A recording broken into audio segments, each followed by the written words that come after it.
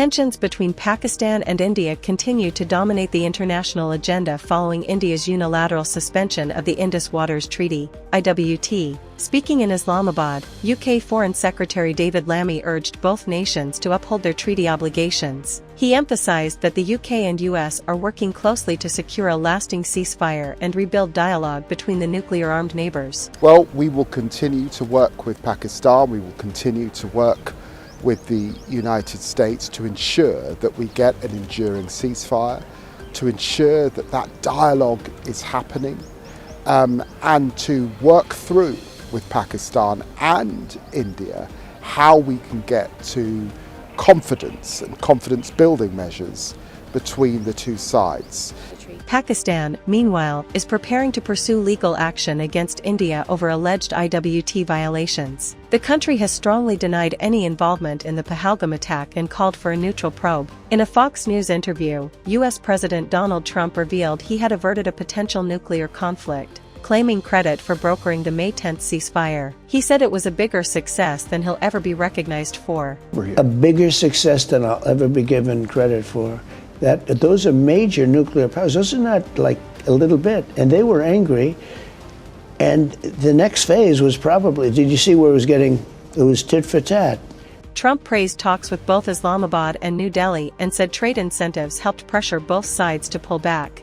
He hinted at a no-tariff deal with India and deeper trade ties with Pakistan. Also Pakistan. Great conversations with Pakistan. You know, we can't forget them. And because it does take two to tango. And with India, I felt very certain.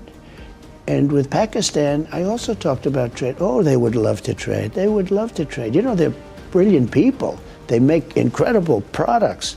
Meanwhile, ISPR Director General Lieutenant Gen Ahmed Sharif Chaudhry thanked Iran for its mediation efforts and stressed that some external actors are working to create rifts between neighbors. Elsewhere, Prime Minister Shehbaz Sharif nominated 2 ministers to represent Pakistan at the oath-taking ceremony of Pope Leo XIV, who recently called for peace in Gaza and welcomed the Indo-Pak ceasefire. In Saudi Arabia, the Hajj mission unveiled enhanced services for over 88,000 pilgrims, including upgraded MENA tents, medical coverage, and improved logistics. In economic updates, the Pakistan Stock Exchange saw a slight dip after a range-bound session. However, weekly performance remains strong. Meanwhile, diplomatic retaliation from India has extended to Turkey and Azerbaijan, as New Delhi cut ties with Turkish firms operating in its airports, moves widely seen as punishment for backing Pakistan during the recent conflict.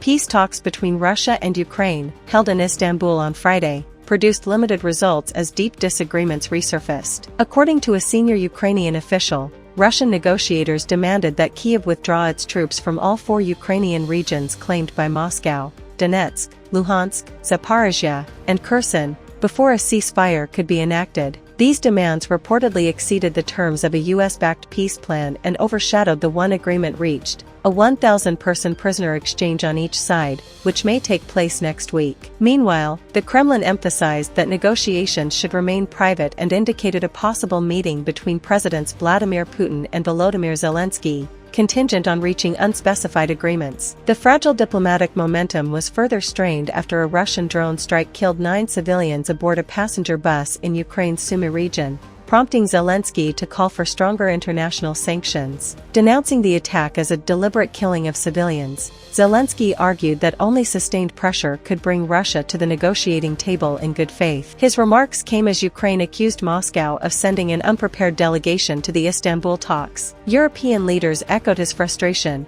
France's President Emmanuel Macron labeled the talks fruitless. Russia wants to resume discussions that took place between February and May 2022, which didn't prevent war crimes from happening in Bucha and elsewhere, and didn't yield any result. And the UK's Foreign Secretary David Lammy criticized Russia's continued obfuscation and lack of seriousness. Of course, we watch closely as we head to these talks, noting the Russian low-level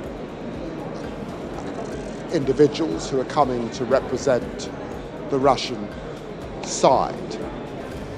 It's hugely important that we redouble our efforts. While the Kremlin said a Putin-Zelensky summit was theoretically possible, it stressed that such a meeting would only follow concrete progress between delegations. However, uncertainty surrounds this potential engagement, especially given Russia's challenge to Zelensky's legitimacy due to his extended term under martial law. Meanwhile, US President Donald Trump, who has been pressuring both sides to end what he called this stupid war, warned that further mediation efforts might be withdrawn unless talks show tangible outcomes.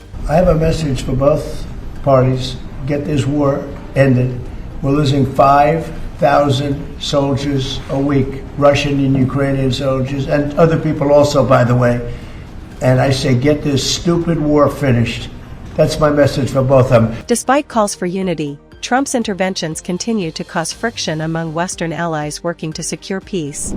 At least 146 Palestinians were killed in Israeli airstrikes over the past 24 hours, making it one of the deadliest days in Gaza since the collapse of the March truce. Health officials said another 459 people were injured, while many victims remain trapped under rubble. The director of the Indonesian hospital described the situation as catastrophic, with medical infrastructure barely functioning amid severe shortages. The bombardment intensified as Israel prepares to expand its ground offensive under Operation 𝐒𝐭𝐲𝐬, aimed at defeating Hamas and recovering hostages. Despite international appeals, the humanitarian crisis deepens. The United Nations warns that Gaza is on the brink of famine, with aid access blocked for 76 days. A US-backed foundation plans to begin aid distribution using private contractors by the end of May, but the UN has declined to cooperate due to concerns over neutrality. Meanwhile, NBC News reported that the Trump administration is working on a controversial proposal to relocate up to 1 million Gazans to Libya, a plan rejected by both Palestinian authorities and Hamas as unacceptable displacement. In parallel, ceasefire talks resumed in Doha, with Hamas confirming the launch of a new negotiation round. Officials say discussions are taking place without preconditions, though no concrete offer is yet on the table. This diplomatic effort unfolds as Israeli forces continue heavy strikes, ordering evacuations in the north while reportedly moving tanks towards southern Khan Yunis. Amid these developments, Iranian Supreme Leader Ayatollah Ali Khamenei accused US President Donald Trump of lying about his peace efforts, saying America enables Israel's aggression in Gaza. Iranian President Masoud Pezeshkian also questioned Washington's intentions, saying Tehran would continue nuclear talks but not bow to threats. The fourth round of Iran-US talks in Oman ended without breakthrough, and no date has been set for the next session.